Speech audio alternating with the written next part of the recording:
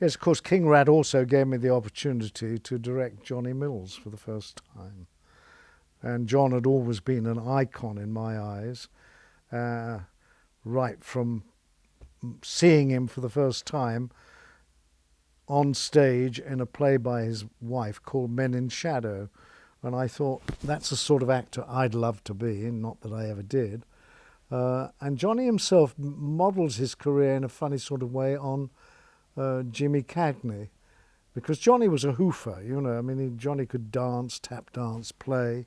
Um, as Cagney was a wonderful dancer, Yankee Doodle Dandy. So I was happy that I could offer Johnny a role in King Rat. And I remember John didn't start the movie. I'd been shooting 3 or 4 weeks before he joined us.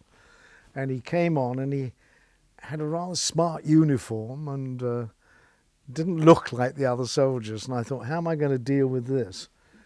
And I sort of tactfully said, I think we've got to take your uniform and destroy it and shred it and put it back and wash it and drop it in bleach and the dirt.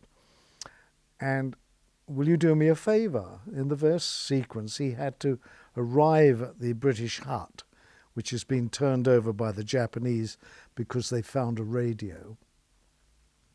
And he's got to arrive, and I said, by now everybody in the camp is suffering from malnutrition, they're exhausted. So it's very important, Johnny, that when you first appear in the doorway, you are in keeping with all that. So will you do me a favour? Would you run around the camp? I'll have lookouts everywhere. And when you think you're really can hardly breathe, give us a signal. I'll turn over. You come and do the scene. If you see that scene, you can see how exhausted he was. And it worked, because it's very difficult to enter a film 3 or 4 weeks after everybody has become set and they've set their performances and you're the newcomer and you're playing the senior British officer, so you've got to give it a bit of authority. And you're also a much bigger star than the other people.